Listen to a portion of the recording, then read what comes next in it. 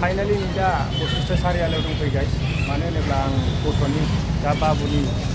बार्थडेनि थाखाय माने बेवहाय केक लांफैदों आरो गाइस नोंथांमोना नायलांदों नैबे सारियालियावनो आरो नैबे जाहैबाय बशिष्ठ सारियालि आरो नै बिथांनि दखानाव माने बिथाय बार्थडेनि थाखाय मोनजोबो आरो अच्छा कितना लगा भैया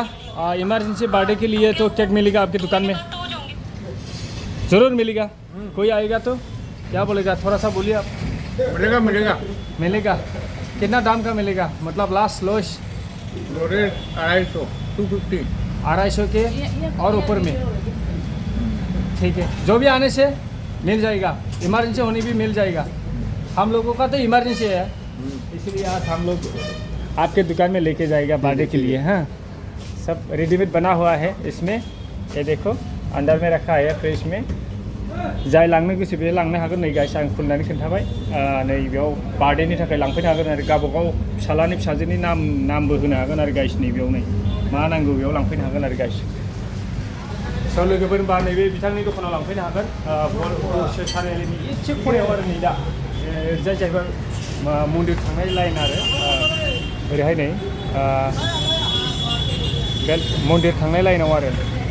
नै बेनो आरो बेयावनो फैनानै लांफैयो आरो हरै लामा बारनाङा नै गाइस बे आरो नै बिसिनि दखाना बेयाव लिरनाय दङ कोका कोला ठीक है हम जो दिखा रहा है और मिस्टी गोला वगैरह सब लोग ले सकता है मा लांनो गोसो लांफैनो हागोन आरो गाइस नै हटेलाव एभ्रिथिं जानाय लोंनायनि सामान मोनजोबगोन आरो गाइस नै आं दिनै बे भिडिअखौ फिसा ब्लग हिसाबै बानायबाय आरो गाइस नोंथांमोना नायलांनानै कमेन्टआव जनायहरदो बबेयाव मोनो होनोब्ला आं खोन्थागोन लकेसनखौ होनो हागोन बेयाव मा सिस्टेम मोननाय जायो नै बेनो आरो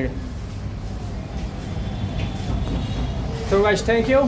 बयबो लांफैनो हागोन नैबे जोंनि बे दखानाव बशिष्ठ सारियालियाव नोंथांमोना केक बार्थडेनि थाखाय नांगौबा लांफैनो हागोन आरो स' गाइस होनबा भिडिअखौ बेयावनो दोनदोंमोन बेयावनो बानायदोंमोन आरो बिनिफ्रायनो आङो फोजोबनाय जासिगोन लोगोफोर बाय बाय थेंक इउ